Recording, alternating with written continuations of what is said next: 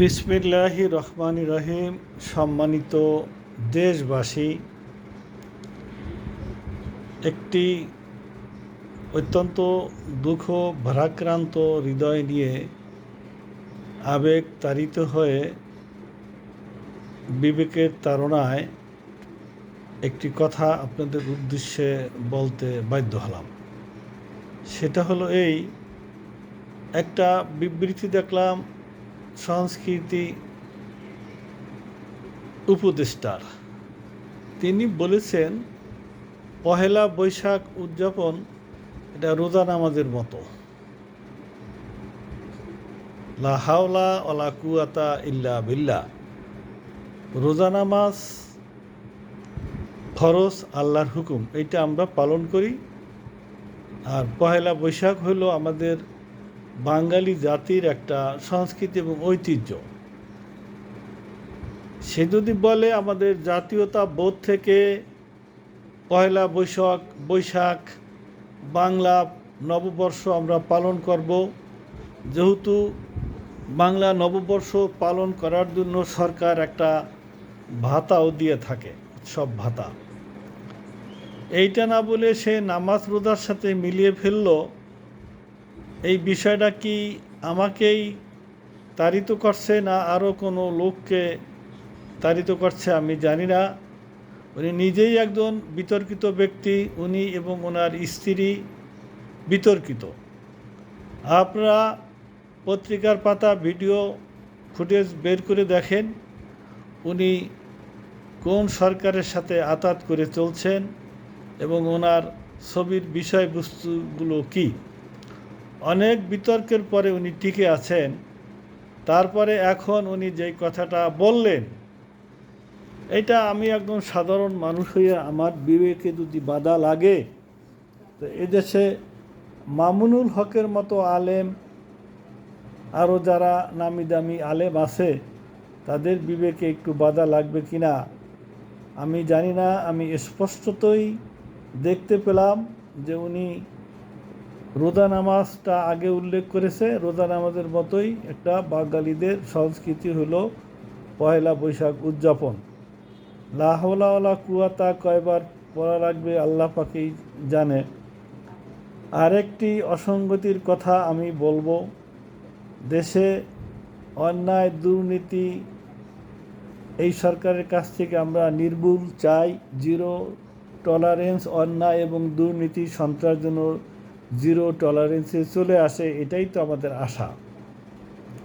কিন্তু আমরা লক্ষ্য করেছি ঈদের সময় বাংলাদেশ ব্যাংক, কেন্দ্রীয় ব্যাংক নতুন টাকা তৈরি করে, নতুন টাকা ছাপে। আমরা অধীর আগ্রহে থাকি বাচ্চা কাচ্চা এবং প্রিয়জনকে ঈদ সেলামির জন্য নতুন টাকা হাতে তুলে দেব। কিন্তু আমি এই পর্যন্ত যতটুকু জানি, বাংলাদেশ ব্যাংকে কোনো নতুন টাকা পাওয়া যায় না। নতুন টাকা পাওয়া যায় বাংলাদেশ ব্যাংকের সামনে ফুটপাতে এবং গুলিস্তানে। তাহলে প্রশ্ন হলো, যদি বাংলাদেশ ব্যাংক নতুন টাকা ছেপে না থাকে, ঈদুল্লাহ কি ছাপার কথা, তাহলে ফুটপাতে এবং বাংলাদেশ ব্যাংকের সামনে এরা হাজারে হাজারে কোটি টাকা কোথায় পেল? এবং এরা চরম মূল্যে বিক্রি করতেছে। প্রতি বান্ডেলে 400, 500, 600 টাকা বেশি রাখে।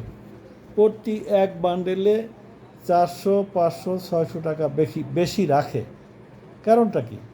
ওদেরও হয়তো চড়া মূল্যে কেনা, ওরাও হয়তো বাংলাদেশ ব্যাংক থেকে প্রতি বান্ডেলে 200-300 টাকা বেশি করে কিনছে। 1000 টাকা বান্ডিলে 500 টাকা বেশি কিনছে। 500 টাকার বান্ডিলে হয়তো 400 টাকা বেশি, 300 টাকা বেশি কিনেছে। তো আমরা এদেশের নীতি নির্ধারক এবং সরকার বাহাদুর পোদ্দারের নিকট দাবি রাখব যে অন্তত এই দুইটা দুর্নীতি যাতে না হয়। আর একটা বিষয় আমরা জানতে পারলাম, মাস্তুল ফাউন্ডেশন হাজারে হাজারে কোটি টাকা তারা আদায় করেছে না পেয়েছে। বিভিন্ন সংগঠন থেকে ঢাকা বিশ্ববিদ্যালয়ের নোয়াখালী অঞ্চলে যখন ওই কী বলা হয়, ওই যে বাঁধ ভেঙে দেওয়ার, ভারতের কি বাঁধ খুলে দেওয়ার কারণে যে পানিটা চলে আসলো আকস্মিকভাবে, তখন হাজার হাজার কোটি টাকা উঠেছে এবং তারা বলছে তারা 100 পরিবারকে বাড়ি করে দিয়েছে কিনা জানি না। এখন শুনি তারা ইফতার চালাইতে পারতেছে না, তারা মানুষের কাছে টাকা চায়। হ্যাঁ, চাইতেই পারে, কিন্তু তাদের এই হাজার হাজার কোটি টাকা বন্যার তো মানুষের 100 মানুষের কে ঘর বাড়ি করে দিবে।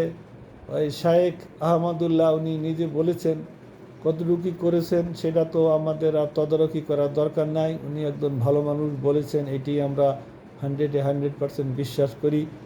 এখন ইফতারিতে যে শর্ট পড়লো, এখানে আপনি আমার মতো 100-200 টাকা দিলে আর কী হবে, এখানে কোটি কোটি টাকা দেওয়ার মতো কে আছে জানি না। এই বিষয়টা একটু খতিয়ে দেখার জন্য অনুরোধ রাখছি। আসসালামু আলাইকুম ওয়া রাহমাতুল্লাহ।